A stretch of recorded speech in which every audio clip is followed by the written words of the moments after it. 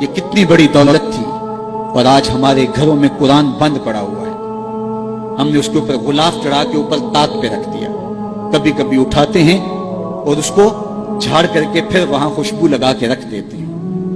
کبھی گھروں میں قرآن کھلتا تھا، صبحوں کا آغاز قرآن کی تلاوت سے ہوا کرتا تھا، آج صبح کا آغاز فیس بک سے ہوتا ہے۔ کبھی گھروں سے قرآن پڑھنے کی آواز آیا کرتی تھی، آج پاپ میوزک کی صدائیں سننے کو ملتی۔ پھر یہی وجہ ہوئی نا کہ آج ہر بندہ کہتا ہے میرے اوپر کسی نے ٹونا کر دیا ہے، کسی نے جادو کر دیا ہے، بدروحوں کا سایہ ہے، ہمارے گھر کے اوپر کسی نے جو ہے وہ کچھ کر دیا ہوا ہے۔ میں کہتا ہوں کہ تمہارے گھر میں قرآن جو نہیں ہے پھر بدروحوں کا ہی سایہ ہونا ہے۔ اگر قرآن کی تلاوت ہوتی، اللہ کی رحمت کے فرشتے اترتے، اللہ کی رحمت کا سایہ ہوتا تمہارے گھروں کے اندر، اللہ کی رحمتوں اور اس کے انوار کی بارش ہوتی تمہارے گھروں کے اندر، اور پھر کیا ہوتا ہے؟ بھاگتے عاملوں کے پاس، اور عامل تو کہے گا کہ تجھے کچھ نہیں ہے، کتاب اللہ سے دوری کا نتیجہ ہے، بدعملی کا نتیجہ ہے، دین سے اعراض کا نتیجہ ہے، تو پھر اس کا تو کاروبار وہیں ختم ہو گیا۔ وہ کہتا تو وقت پہ آ گیا ہے، اگر 2 دن لیٹ ہو جاتا تو یہ تعویذ تو چل جانے تھے، پھر مریض بن جاتا ہے ذہنی۔ اور جو قرآن کی چوکھٹ پہ سلامی نہیں دیتا، اس کو پھر اس بابے کی، اس عمل کی چوکھٹ پہ سلامی بھی دینا پڑتی ہے اور اپنا مال بھی گوانا پڑتا ہے۔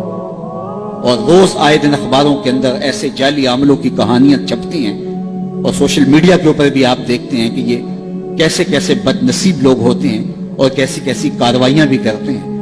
قرآن سے دوری کا نتیجہ ہوا کہ ان کی چوکھٹ پہ رسوا ہونا پڑا۔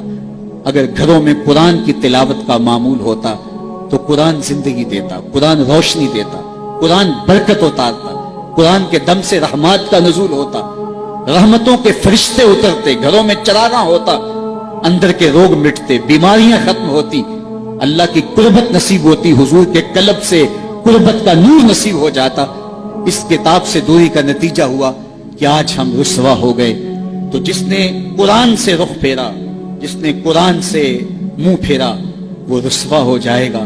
قیامت کے دن رسول اللہ صلی اللہ علیہ وآلہ وسلم اللہ کی بارگاہ میں یہ شکایت کریں گے۔ سورہ الفرقان اٹھائیے، وقال الرسول یا رب ان قوم اتخذوا هذا القرآن مہجورا۔ قیامت کے دن حضور علیہ السلام اللہ کی بارگاہ میں عرض کریں گے، مالک میری قوم نے قرآن کو چھوڑ دیا، یہ نسخہ جامعہ تھا، یہ کتاب شفا تھی، یہ نسخہ رحمت تھا، یہ صحیفہ نور تھا، اس کے ہوتے ہوئے تمہیں زندگی کی ہر شے نصیب ہو جاتی، لیکن اس کو چھوڑ کر در در کی رسوائی مقدور ہو گئی۔ آج ہمارے اوپر اگر ظالم حکمران مسلط ہیں تو ہم دیکھیں، ہم اپنے آپ کو دیکھیں کہ ہم کہاں کھڑے۔ ہم اللہ کے دین سے رخ تو نہیں پھیر چکے، اس کے دین کو ہم چھوڑ تو نہیں چکے۔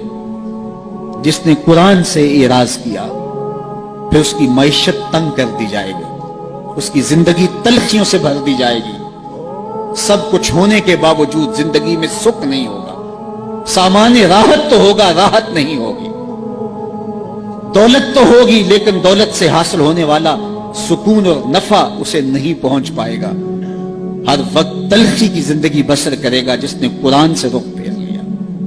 قرآن تو ہماری سربلندی کی ضمانت تھا، قرآن تو عروج کی ضمانت تھا۔ اللہ سے محبت کی دلیل قرآن مجید سے محبت ہے، اور قرآن مجید سے محبت کی دلیل رسول اللہ کی محبت ہے، اور رسول اللہ سے محبت کی دلیل رسول کریم کی سنت سے محبت ہے، اور رسول اللہ کی سنت سے محبت کی دلیل بدعت سے نفرت ہے۔ اگر ہم قرآن سے پیار کریں تو ہمیں اللہ کی محبتیں نصیب ہوں گی۔ تو آئیے کتاب اللہ کے ساتھ جڑ کے ہم اپنی زندگی کے اندر روشنیاں کریں۔